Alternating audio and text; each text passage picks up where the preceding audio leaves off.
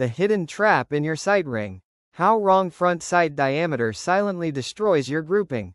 Every rifle shooter has had that puzzling day when the shots looked perfect in the sights, yet the group drifted, widened, or just felt unstable. You double-checked your hold, breathing, and trigger control, but something still felt off. Then you glanced through the sight and realized, the front sight ring looked different. Maybe too tight, maybe too loose.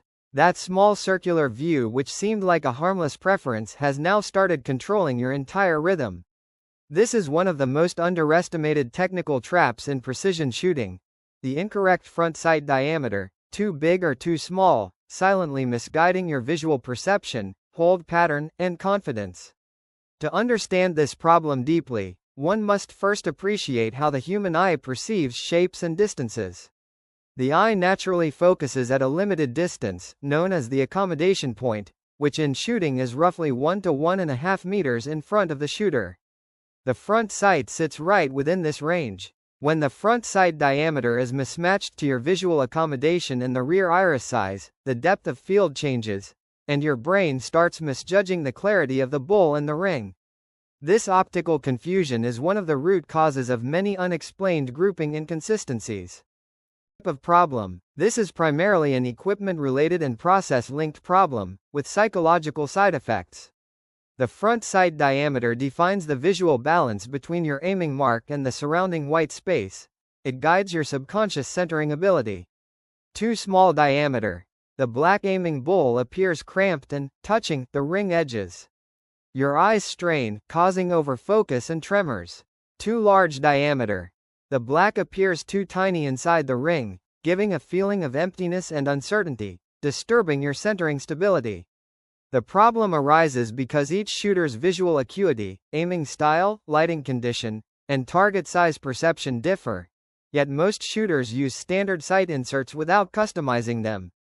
A key visual element to add here is the relationship between the front sight diameter and the rear iris opening. Both must work together as a system. A smaller rear iris increases depth of field and sharpens the front sight but darkens the sight picture. A larger rear iris brightens the view but reduces depth clarity. Therefore, front sight diameter must always be effects on performance.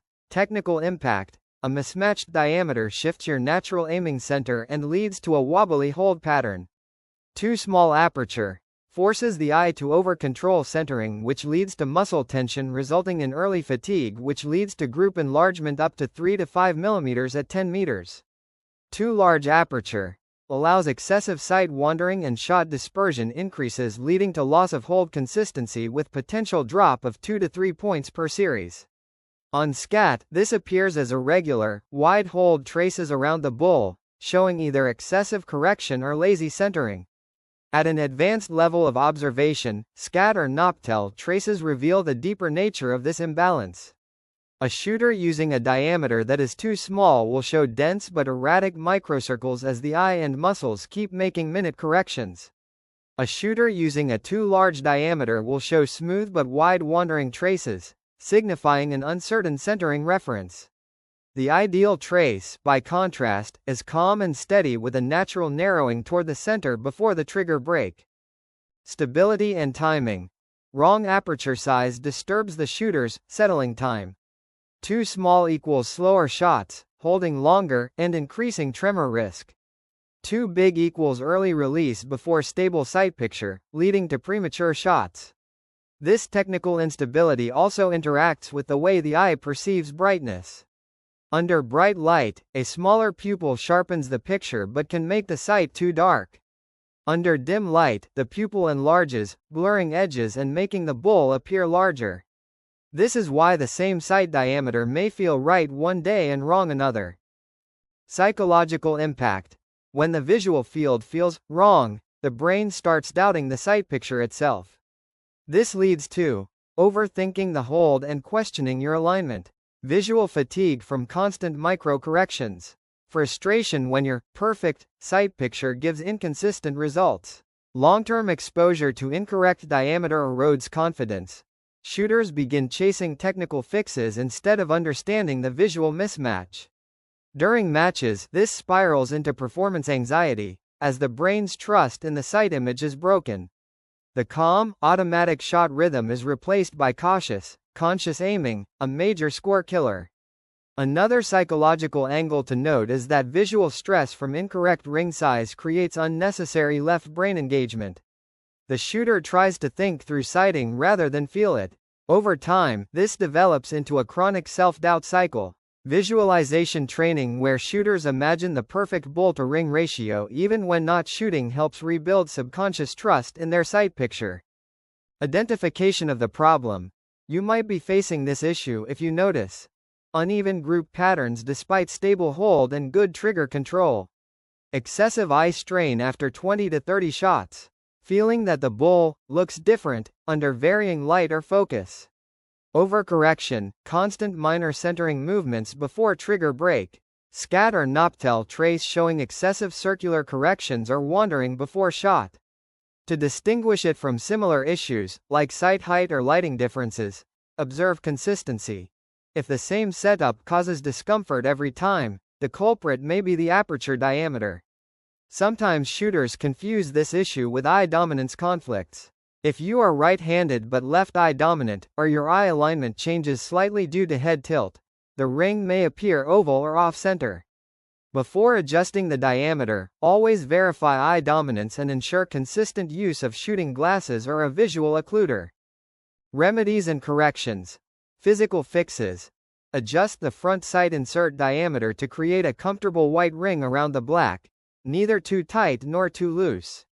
Check lighting. Brighter ranges may need slightly smaller rings, while darker ones require wider.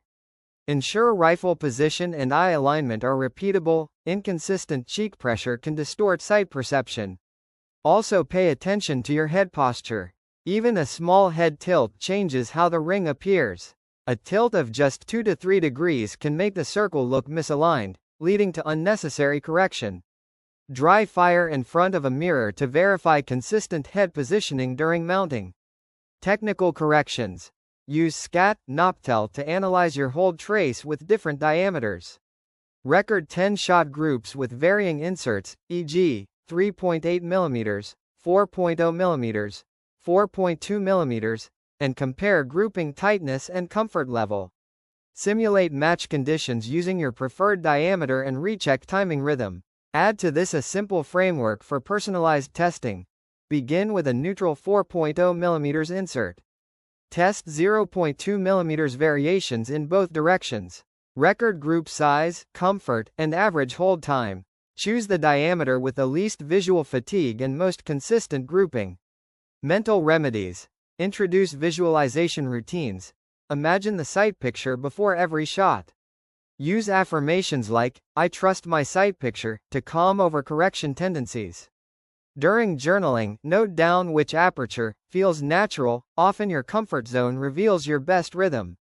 Progressive drills and workouts. Basic drills, home, dry aiming with different diameter visuals on a printed target. Practice holding with minimal movement while maintaining white ring awareness.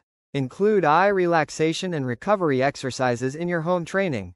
Perform gentle palming by covering the eyes for 10 seconds to relax the eye muscles. Alternate between near and far focusing to reset visual flexibility. Intermediate drills, range, record group consistency with 3 to 4 different ring sizes. Conduct 40-shot sessions alternating between 2 apertures to train adaptability. Advanced drills, competition mode, simulate full matches under varying light conditions. Train adaptability. Start with 1 diameter, switch mid-series, and observe how quickly you re-stabilize. Physical and mental add-ons. Include eye muscle relaxation exercises and shoulder stabilization workouts. Journal visual feelings after each session, record confidence levels and fatigue perception. Additionally, integrate lighting awareness sessions. Try shooting under different brightness levels to understand how your eyes adapt and how your ideal ring changes accordingly. This builds automatic adaptability for unknown ranges.